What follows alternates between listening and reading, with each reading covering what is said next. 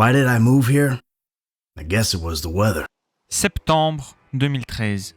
GTA V sort sur PlayStation 3 et Xbox 360. À cette époque, la PS4 n'est même pas encore sortie. Et pourtant, 13 ans plus tard, nous sommes encore en train d'attendre son prochain successeur. Pour vous donner une idée, entre GTA 3 et GTA V, il s'est écoulé seulement 12 ans.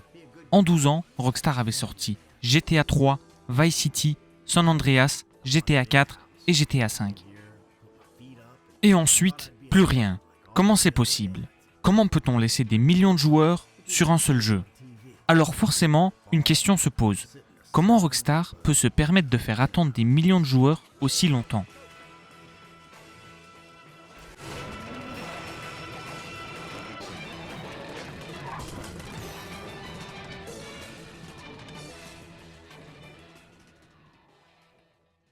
Une fois de plus, un jeu vidéo est en train de devenir l'un des produits culturels les plus rentables du moment.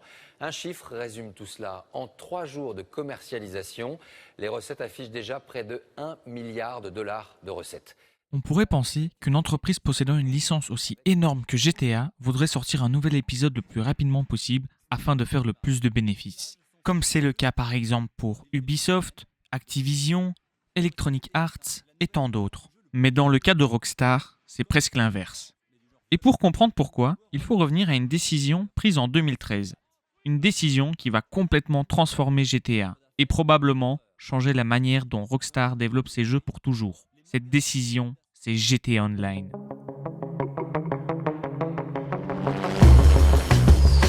With Grand Theft Auto Online, Rockstar Games is looking. Quand GTA V sort, le succès est immédiatement gigantesque. Mais Rockstar avait prévu quelque chose derrière. 2 semaines après la sortie du jeu arrive GTA Online. Et au lancement, c'est presque une catastrophe. Des serveurs saturés, des connexions impossibles, de la progression perdue, des personnages supprimés. Rockstar doit même offrir de l'argent virtuel aux joueurs pour s'excuser. À ce moment-là, personne ne peut vraiment imaginer ce que GTA Online va devenir. Parce qu'au départ, GTA Online ressemble surtout à une extension multijoueur de GTA V. Quelques missions, des courses, des appartements, des voitures, des activités entre amis, bref, quelque chose de relativement classique. Mais Rockstar va progressivement comprendre quelque chose de très important. Les joueurs ne veulent pas simplement terminer GTA, ils veulent vivre dans GTA. Et ça change tout, parce qu'un jeu traditionnel possède une durée de vie prévisible. Le joueur achète le jeu, il termine l'histoire, il joue éventuellement quelques dizaines ou centaines d'heures, puis il passe à autre chose. Avec GTA Online, Rockstar découvre un modèle complètement différent. Un joueur peut rester pendant des années. Et c'est là que GTA devient extrêmement intéressant d'un point de vue économique, parce que GTA Online possède une économie virtuelle. Vous voulez une voiture? Il vous faut des dollars. Un appartement? Des dollars. Un hélicoptère? Des dollars. Une entreprise? Encore des dollars. Et Rockstar propose évidemment un moyen d'en obtenir plus rapidement. Les Shark Cards. Le principe est simple. Vous dépensez de l'argent réel, vous recevez de l'argent virtuel. Même si seule une petite partie des joueurs achètent régulièrement du contenu ou de la monnaie virtuelle, cela permet quand même à Rockstar de générer près de 500 millions de dollars par an avec un jeu sorti il y a plus de 10 ans. Et Rockstar continue d'alimenter la machine, avec chaque année des nouveaux DLC. Ainsi, GTA V n'a jamais réellement eu le temps de mourir. Normalement, lorsqu'un éditeur prépare la suite d'un jeu, il existe une pression assez simple. Les ventes de l'ancien jeu diminuent, l'activité des joueurs diminue, les revenus diminuent. Donc il faut sortir quelque chose de nouveau. Mais GTA V a cassé cette logique, parce que le jeu a été vendu, puis revendu, puis encore revendu. 2013, PlayStation 3, Xbox 360, 2014, PlayStation 4, Xbox One, 2015, PC, puis une nouvelle génération avec la PS5 et la Xbox Series. Un même jeu a donc traversé 3 générations de consoles. Et c'est là que la réponse à notre question commence vraiment à apparaître. Pourquoi Rockstar peut nous faire attendre? Parce que pendant que nous attendons, l'ancien GTA continue de fonctionner, et même extrêmement bien. Imaginez maintenant la situation du point de vue de Rockstar. Votre dernier épisode continue de se vendre, son mode en ligne continue d'être joué, vous pouvez publier régulièrement du nouveau contenu, vous avez même GTA+, un abonnement mensuel destiné aux joueurs de GTA Online, alors pourquoi précipiter GTA 6? Évidemment, Rockstar veut sortir GTA 6, Mais il y a une différence énorme entre vouloir sortir un jeu et être obligé de sortir un jeu rapidement pour survivre. Rockstar n'est pas dans cette deuxième situation. Et ça lui donne quelque chose d'extrêmement précieux dans l'industrie du jeu vidéo, du temps. Développer un jeu comme GTA 6 est probablement un cauchemar logistique. Des milliers de personnes, des années de développement, avec une carte immense, des animations, des véhicules, des PNJ, une histoire complète, des dialogues, des systèmes physiques, et surtout, des attentes quasiment impossibles à satisfaire. Parce que GTA 6 ne doit pas simplement être un bon jeu, il doit succéder à GTA 5, l'un des plus grands phénomènes commerciaux de l'histoire du jeu vidéo. Et après plus d'une décennie d'attente, chaque année supplémentaire augmente encore les attentes. C'est paradoxal, plus Rockstar attend, plus GTA 6 doit être impressionnant. Pendant que les équipes travaillent sur le futur, le passé continue de rapporter. Et ce confort économique donne également à Rockstar un autre pouvoir, celui de communiquer extrêmement peu. Regardez la manière dont fonctionne normalement l'industrie. Un jeu est annoncé, puis on reçoit le trailer, une interview, un gameplay, une présentation, un autre trailer, des previews, des événements, du marketing. Rockstar, lui, peut disparaître pendant des mois.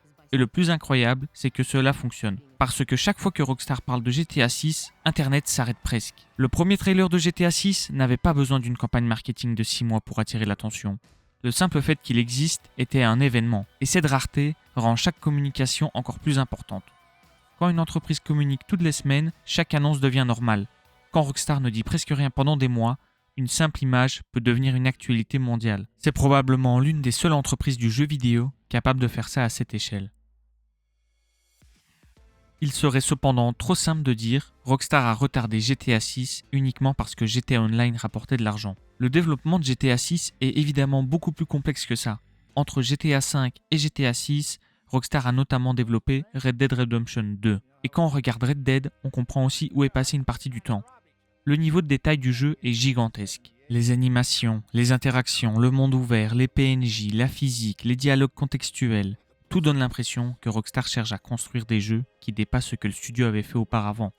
Et GTA 6 doit maintenant aller encore plus loin. Rockstar présente d'ailleurs GTA 6 comme sa plus grande évolution immersive de la série. Donc, le succès de GTA Online n'est probablement pas la raison pour laquelle GTA 6 nécessite autant de temps. Mais il a offert quelque chose de crucial, la possibilité de prendre ce temps. Et cette nuance est importante. Aujourd'hui, on connaît la nouvelle date. GTA 6 doit sortir le 19 novembre 2026. Et lorsque Rockstar a annoncé ce nouveau report, le studio a expliqué avoir besoin de ces mois supplémentaires pour atteindre le niveau de finition attendu. Et franchement, quelle autre entreprise pourrait annoncer un délai supplémentaire sur probablement le jeu le plus attendu de la planète, tout en sachant que l'attente ne va probablement pas tuer l'intérêt du public? C'est ça, la position extrêmement particulière de Rockstar. Ils peuvent repousser le jeu, ils peuvent rester silencieux, ils peuvent montrer très peu de gameplay, et malgré tout, des millions de personnes continuent d'attendre. Pourquoi ?